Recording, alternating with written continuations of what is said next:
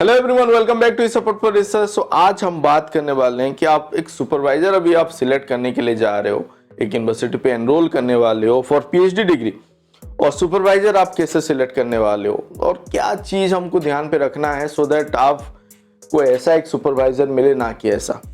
Here I am not going to say कि ये गलत है, कहीं पे अगर आपकी तरफ से कुछ गलती है, अगर आपको डांट मिल रहा है तो वो भी वहाँ पे सही है, तो वो आपको अगर मिल रहे हैं तो वो भी एक अच्छा चीज़ है।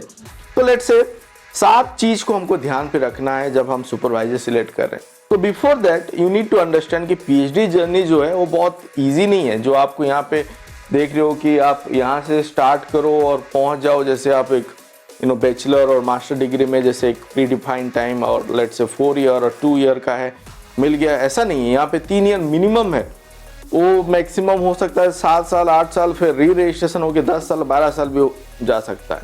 तो वो इस टाइप का जर्नी है, मतलब घूम घुमा के आपको पहुंचना है। एंड बीच में बहुत सारा राक्षस और बहुत सारा जीव जंतु आपको देखने को मिलेंगे जो कि हडल जैसा है, जिसको आपको पार करके आपको पहुंचना है। तो बेसिकली ये पीएचडी जर्नी है, और ये जब आप कर रहे हो जर्नी के साथ, तो आपके साथ एक सुपरवाइजर भी वो जर्नी पे है। बट यहाँ पे ऐसा नहीं है कि वो सुपरवाइजर भी ये रोड के थ्रू आपके साथ जा रहा है, वो वहाँ पे आपको रास्ता दिखाएगा एंड आपको ही वो वो नदी को पार करना है। तो दैट्स व्हाई आपको एक सही सुपरवाइजर सिलेक्ट करना है। And before that you need to know कि जो यूजीसी रेगुलेशन है वहाँ पे क्या है इन टर्म्स ऑफ सुपरवाइजर के बारे में। अगर हम एलोकेशन के बारे में बात करें, कोई एलिजिबिलिटी के बारे में बात करें, जैसे कि हम यहाँ पे बोल रहे हैं कि एलोकेशन ऑफ रिसर्च सुपरवाइजर, तो कौन हो सकता है? परमानेंट फैकल्टी सुपरवाइजर बन सकते हैं, then professor, associate professor, assistant professor हो सकता है, नहीं हो सकता है, को सुपरवाइजर कौन हो सकता है, वो सब के बारे में थोड़ा बहुत नॉलेज होना चाहिए। ऐसे नहीं हो कि ब्लाइंडली आप कहीं पे रजिस्टर कर रहे हो, वहाँ पे जो मिला वो आपने ले लिया एंड आपने वो जर्नी स्टार्ट कर लिया ब्लाइंडली, तो वो नहीं होना चाहिए। That's why you need to have some idea about it.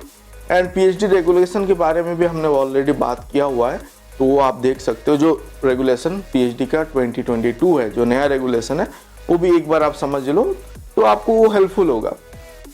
Next, जब आप पीएचडी रेगुलेशन समझ लिए, अभी हम जा रहे हैं कि इंस्टीट्यूट सिलेक्ट कर रहे हैं एंड सुपरवाइजर सिलेक्ट कर रहे हैं, और कहीं पे ऐसा है कि आपको रिकमेंडेड कोई एक सुपरवाइजर है और आपके दिमाग में है कि मुझे उसी सुपरवाइजर से करना है, तो ऐसा ना हो कि वो सुपरवाइजर के चलते आप ऐसा एक इंस्टीट्यूट से कर लो जहाँ पे करने के बाद आपको कुछ वैल्यू ही नहीं मिल रहा है।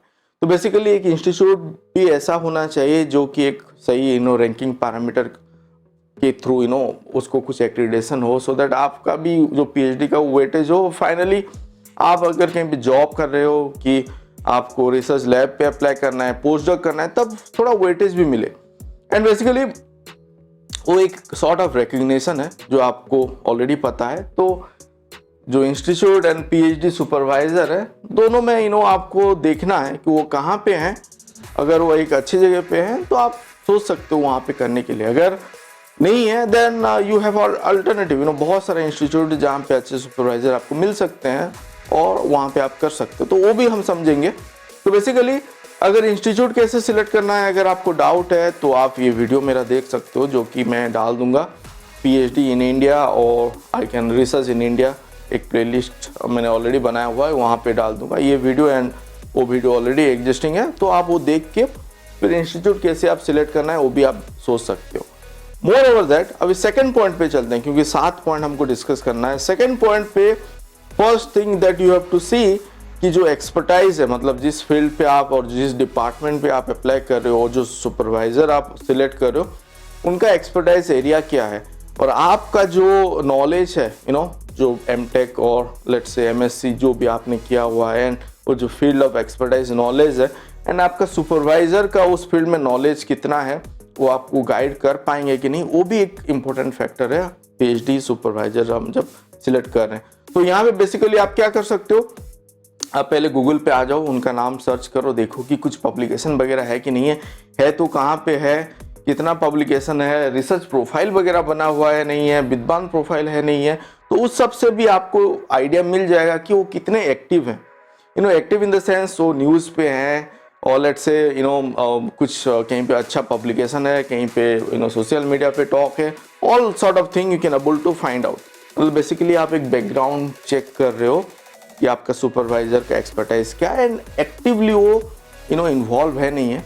ऐसा भी हो सकता है जब हम जैसे कि सीनियर प्रोफेसर के बारे में बात करें, ग्रेजुअली क्या होता है कि रिसर्च से हट के वो एकेडमिक लाइन पे और एडमिनिस्ट्रेटिव लाइन पे चले जाते हैं, तो वो स्लो हो सकता है, but somewhere that might be active. अगर वो सुपरवाइजर अभी तक हैं और अगर वो सुपरवाइजिंग कर रहे हैं, ऑब्वियसली जो स्टूडेंट है उनके अंदर वो पब्लिश कर रहे हैं, वो अगर पब्लिश कर रहे हैं तो उनका प्रोफाइल भी बढ़ना चाहिए। तो उस हिसाब से वो एक्टिव होना चाहिए, कहीं ना कहीं पब्लिकेशन ईयरली 1 2 3 तो आना चाहिए। अगर स्टिल वो मतलब खुद से अगर एक्टिवली काम नहीं कर रहे बट स्टूडेंट हैं and he is guiding well, तो उनका प्रोफाइल भी बढ़ना चाहिए। तो उससे आपको थोड़ा आइडिया हो जाएगा किस फील्ड पे वो काम कर रहे हैं, और आपका जो एक्सपर्टाइज है, आपका जो स्पेशलाइजेशन है और जिस एरिया पे आप करना चाहते हो इन लाइन है कि नहीं है। तो वो एक हो गया।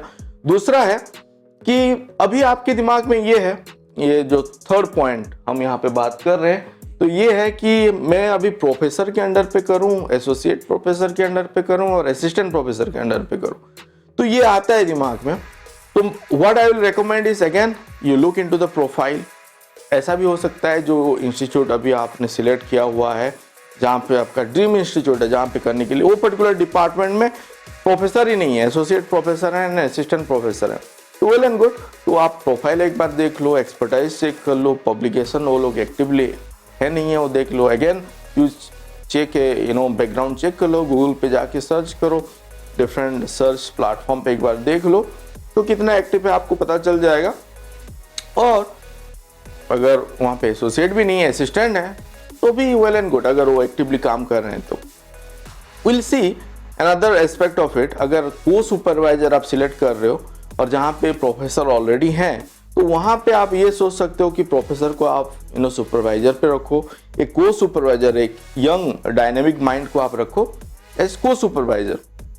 तो क्या होगा, जो ब्रिज जो एक ब्रिज बन जाएगा गैप को मेंटेन करने के लिए फ्रॉम, आप सोच सकते हो जो सीनियर प्रोफेसर हैं एंड उनका जो माइंडसेट होता है एंड एक यंग फैकल्टी का, तो वो दोनों का ब्रिज जो बन जाएगा अगर आप एक यंग फैकल्टी एक को सुपरवाइजर हिसाब से ले रहे हो, तो वो भी आप ध्यान पे रख सकते हो। सो दैट ऐसा ना हो कि आपको एक सीनियर सुपरवाइजर मिल रहा है, उनका जो एक वे ऑफ क्लासिकल अप्रोच होता है वो अभी का जो माइंडसेट है उसके साथ मैच ही नहीं हो रहा है। तो उसको बैलेंस करने के लिए मैं बता रहा हूँ कि आप रख सकते हो एक असिस्टेंट प्रोफेसर लेवल का फैकल्टी एज ए को सुपरवाइजर। एंड बेसिकली आप यूजीसी गाइडलाइन पे भी, जो 2022 का मैं बोल रहा हूँ पीएचडी रेगुलेशन, वहाँ पे भी professor, associate professor, assistant professor कितना फैकल्टी, मतलब कितना पीएचडी स्कॉलर को गाइड कर सकते हो, क्लियर कट है। 8, 6 and 4 वो गाइड कर सकते हो, मतलब professor 8, associate I think 6 and assistant 4 in academic, I guess in academic year और समथिंग लाइक दैट। उनके पास उतना होना चाहिए, उससे ज़्यादा नहीं ले सकते। तो दैट्स व्हाई, क्योंकि 8 प्रोफेसर ले रहे हैं, तो प्रोफेसर मतलब अगर एक वैकेंसी जो होगा तो ऑब्वियसली उनके पास ज़्यादा चांसेस रहेगा कि वो ले, मतलब एज स्कॉलर आपको ले। तो वहाँ पे एक बार आप देख लो, अगर सब सही है, इंस्टीट्यूट सही है and other thing that will discuss, वो सब सही है तो आप एनरोल कर सकते हो। तो next thing that you need to consider is institute web page पे आप जाके एक बार ये भी चेक कर सकते हो कि वो कितना पीएचडी स्कॉलर गाइड कर चुके हैं। अभी का जो रेगुलेशन है वहाँ पे भी क्लियर कट मेंशन है, जो यूजीसी रेगुलेशन है, कि आप इंस्टीट्यूट को अपना जितना भी प्रोफेसर हैं, एसोसिएट प्रोफेसर और जो सुपरवाइजर हैं, वो कितना स्टूडेंट को गाइड किए हैं, वो सब डिटेल वेबसाइट पे होना चाहिए। तो एक बार वहाँ पे आप जाके चेक कर सकते हो कि वो लोग कितना गाइड कर चुके हैं। और अगर वेबसाइट से नहीं मिल रहा है, आप गूगल पे जाके एक बार चेक करो। कैसे करो, गूगल स्कॉलर पे जाके एक बार देखो उनका पब्लिकेशन क्या है। क्या होता है, अगर आपका सुपरवाइजर एक है, एक पब्लिकेशन में, एक पेपर में, तो last author supervisor most cases पे होते हैं, कॉरस्पॉन्डिंग होंगे, एंड फर्स्ट वाला जो होगा वो आपका स्टूडेंट होगा। तो एक बार वो देख लो, जो स्टूडेंट नाम वहाँ पे आपको मिल रहा है वो कहीं पे एम्प्लॉयड हुआ है कि नहीं। अगर वो पास आउट हो चुका है मतलब पीएचडी उसका खत्म हो चुका है उसी गाइड के थ्रू, वो कहाँ पे एम्प्लॉयड है। एंड आप देख सकते हो कि अगर वो एक अच्छा रिसर्च लेबोरेटरी में है, पोस्ट डॉक कर रहा है, कहीं पे जॉब कर रहा है, तो वेल एंड गुड, आपको थोड़ा आइडिया मिल जाएगा कि वो पर्टिकुलर सुपरवाइजर से जो भी पास आउट मतलब निकला हुआ है, जो भी स्कॉलर, वो एक अच्छा जगह पे है, तो आप वो भी पॉइंट पे ले सकते हो, ध्यान पे रख सकते हो। एंड देन यू शुड आप क्या कर सकते हो, आप उनको अप्रोच करो, जो पास्ड आउट स्कॉलर हैं और जो ऑलरेडी एम्प्लॉयड हैं बाहर कहीं पे, आप उनको अगर अप्रोच कर पा रहे हो सोशल मीडिया के through to get some knowledge कि वो सुपरवाइजर का माइंडसेट कैसा है और वो उनको बेसिकली वो किस वे पे काम करते हैं, उनका डिमांड क्या होता है, to have some knowledge, prior knowledge before registering, आप पीएचडी रजिस्ट्रेशन करने से पहले, तो वो भी हेल्पफुल होगा to make a decision. And something personality check, वो 5 पॉइंट पे वही आ रहा है कि कभी कभी क्या होता है, ego all that thing academic line पे वो है, तो वो भी आपको देखना पड़ेगा कि पर्सनालिटी क्या है आप जिसके अंडर करना चाहते हो। तो आप कैसे चेक करोगे, वही जो ग्रेजुएटेड स्टूडेंट है उनके थ्रू। और जब आप एनरोल करने के लिए जा रहे हो, अभी पीएचडी एंट्रेंस आपने क्लियर कर लिया है एंड आपको बुलाया गया है face to face interaction and all sort of thing, आप पीएचडी सुपरवाइजर सिलेक्ट करो, उस टाइम पे आप एक प्रायर टॉक भी कर सकते हो, आप बात कर सकते हो, ना कि ऐसा एक सुपरवाइजर मिले जो कि ऑलवेज एक अलग ही डायमेंशन पे हो, आप अलग डायमेंशन पे हो, तो दोनों का कुछ मिलाओ ही नहीं हो, मतलब कुछ बन ही नहीं रहा है और आपका काम भी नहीं हो रहा है और खाली यही हो रहा है। तो बट आप सोच रहे हो कि मुझे एक ऐसा सुपरवाइजर मिले जो कि मेरा मतलब काम पे वो मुझे सही से गाइड करे, तो वो सब आपको फाइंड आउट करना है बेसिकली। प्रायर टॉक के थ्रू आप पता कर सकते हो कि पर्सनैलिटी क्या है, ईगो, टेम्पर, वो सब क्या है। शायद वो पहला जब वो क्या होता है कि जो पहला इंटरेक्शन होता है उससे क्लियर कट उतना इन्फॉर्मेशन ना मिले, but still something you can able to find out about उनका अप्रोच क्या है आपके लिए, आपके हिसाब से किस वे से बात करें। और आपको थोड़ा बहुत एक इंस्टिंक्ट हमको पता चल ही जाता है कि ये सही है मेरे लिए और नहीं है। इट इज़ नॉट अबाउट कि वो हमेशा गलत है सबके लिए, इट इज़ अबाउट यू कि आपके लिए आपके मेंटेलिटी और आपका सोच के साथ वो बैंडविड्थ पे वो है कि नहीं है, वही हमको फाइंड आउट करना है। तो वो आपको प्रायर टॉक एंड आपका जो पास्ड आउट जो ग्रेजुएटेड स्टूडेंट है उनके थ्रू थोड़ा बहुत आइडिया आपको मिल जाएगा। देन आपको और एक चीज फाइंड आउट करना है जो 6 पे मैंने रखा है, एक्सपेक्टेशन। मतलब सुपरवाइजर से जब आप प्रायर टॉक कर रहे हो कि आप जब आप एनरोल करने से पहले जब आप बात कर रहे हो, एक बार बात करो कि आपको अगर पता नहीं है यूजीसी रेगुलेशन के बारे में। अगेन रेगुलेशन क्या होता है कि अब जब यूनिवर्सिटी पर्टिकुलर पे आता है वहाँ पे थोड़ा बहुत ट्विस्ट हो के अपने हिसाब से अलग डिमांड और अलग रेगुलेशन वगैरह होता है in terms of let's say publication. अभी तो नहीं है पब्लिकेशन मैंडेटरी, बट इंस्टीट्यूट पे आपको इनडायरेक्टली बोला जा रहा है कि ultimately you have to publish और इम्पैक्ट फैक्टर जर्नल पे जो भी और स्कूपर्स जर्नल पे। तो वो आपको फाइंड आउट करना है कि एक्सपेक्टेशन क्या है।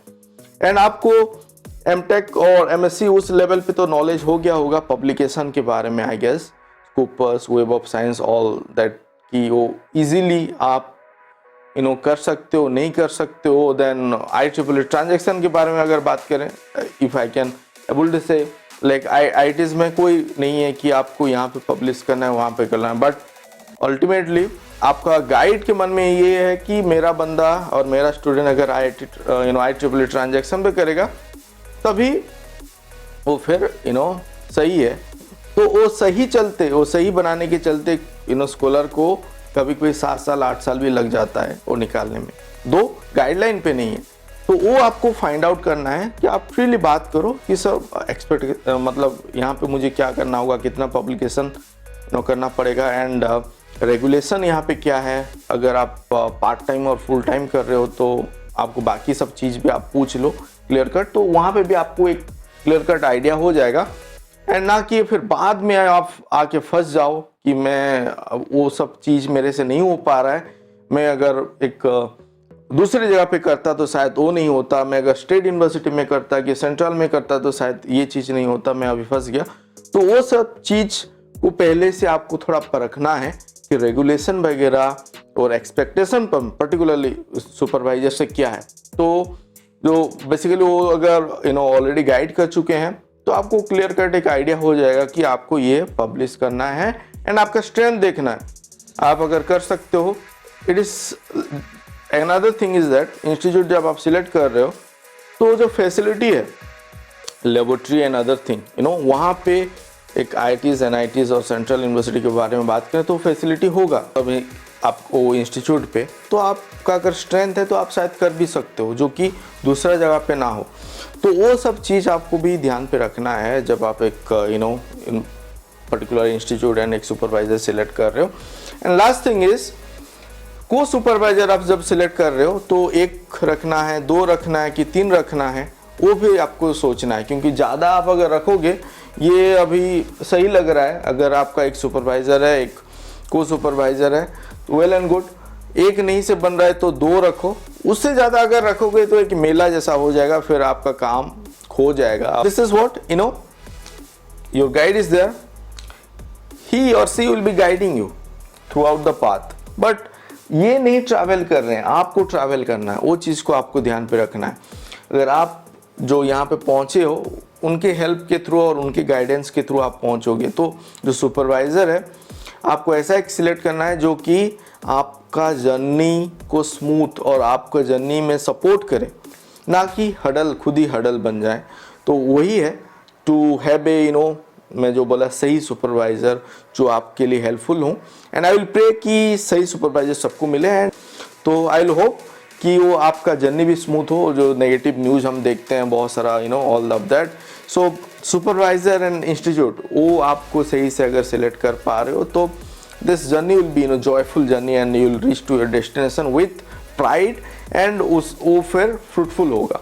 सो I will hope this video is helpful. Please do like this video and share among with your colleague and friends, and stay tuned in this channel. Thank you for watching this video. Thank you.